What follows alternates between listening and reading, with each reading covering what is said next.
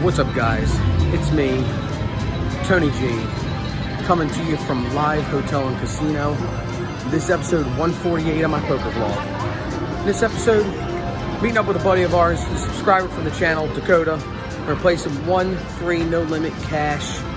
It's a Friday night, feeling funky, feeling fresh. We're gonna try to get in some big pots. I hope you guys enjoy it. Here we go.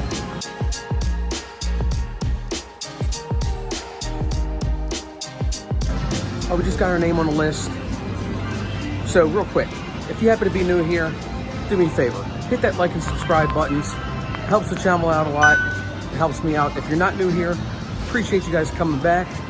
And for everybody, here, new, not new, go check out the description down below for the Felt Life store. Go get you a card protector, hat, shirt, hoodie. We got it all. It's the latest craze in the poker industry. Felt Life. Appreciate the support.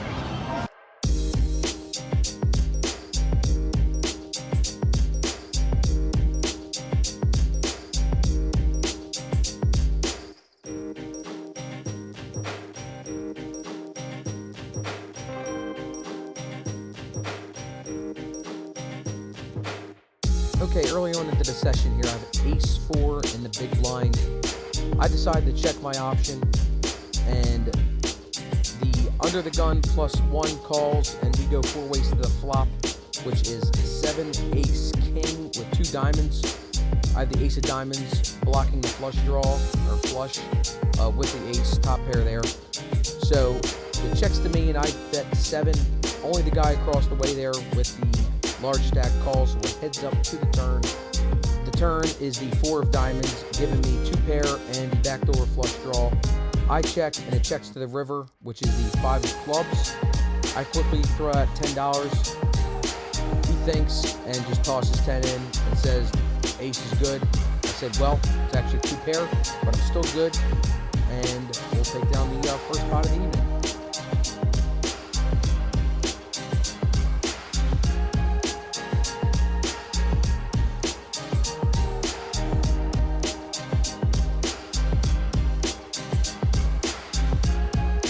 Okay, in this hand here, let me know how I played. I have the ace-7 of diamonds in the small blind. Gets me and I make it 10 to go.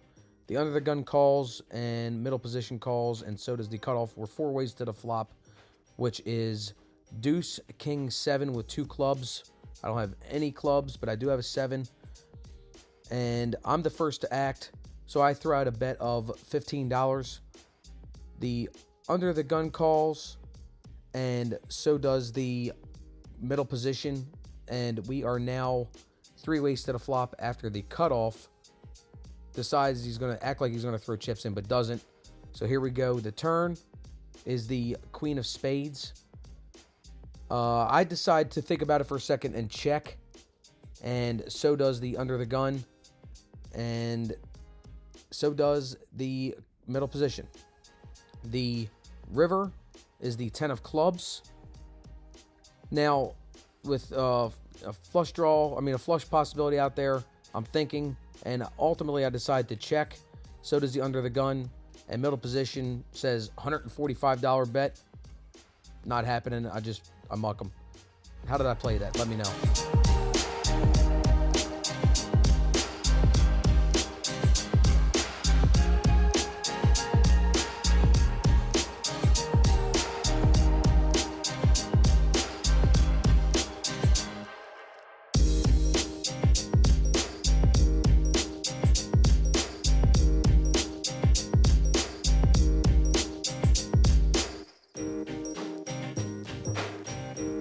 Okay, in this hand, I have pocket nines, and the way the hand played out, I just turned it into a bluff. I felt like it was the right position, right time to do it. Anyway, gets to me and I make it $7 to go. The button calls, small blind calls, and we are 4 ways to the flop, I believe. Yes, 4 ways to the flop. And the flop is deuce, 3, deuce. That's right. 2 deuces and a tray. So it checks to the turn, believe it or not. Everybody checks. The turn is another 3. So at this point in my head, I think I was deciding to turn this into a bluff. It checks over to me. I felt like nobody had too much, so I decided to throw out a bet of 15.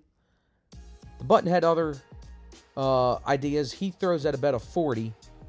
Everybody else folds. So he raised from 15 to 40, and I decided to go ahead and call. Like I said, I was going to turn this hand into a bluff after I saw the second 3. River, the 8 of hearts. I'm betting first, and I throw out a bet of $55 or $60. I forget what it was. He asked for the count, and he tanks. You can see here it's been sped up dramatically fast. I think it was 3.5, maybe 4 minutes. He looks at me and says, "You hit that third 3, didn't you? Damn it. You hit that 3. Folds and begging me to show him what I had, begging the whole time. Says, "Come on, show me. I'm stacking my chips, please." I said, $100 and I'll show you what I had. And he wouldn't go for it. I would have definitely done it for $100. But anyway, so let me know down below in the comments. Was that the right time to make that move? Was it not the right time? I'm always incorrect when it comes to the bluffing moves. Anyway, next hand. Okay, this hand here is the hand I get in with the guy across from me who's on the button there. All night, he'd been playing some ridiculous stuff. Crazy hands. Like, most playing every hand, but the hands that he's winning with are ridiculous. But anyway, so I don't feel like I made a bad move in this hand, but here we go. Okay, here we are with the queens. It limps to me, and I decide to make it $22 to go. The button across from me there is cutting out the chips, and he calls the $22, and so does middle position.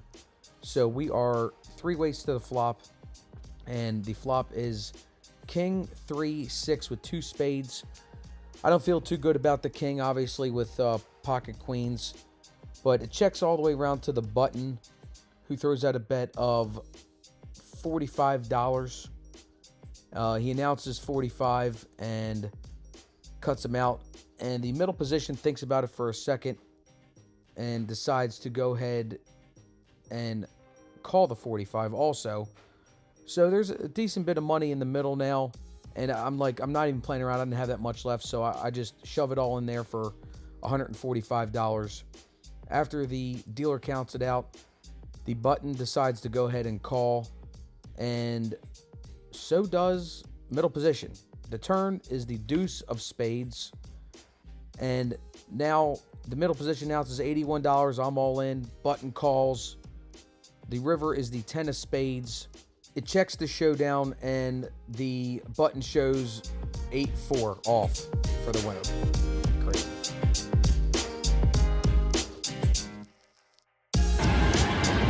Well, I hope you guys enjoyed that. If you did, hit that like and subscribe button. Leave me a comment down below. Tell me what you liked and what you didn't like, and I'll see you in the next episode. And don't forget, it doesn't matter how you're living your life, as long as you're living the felt life.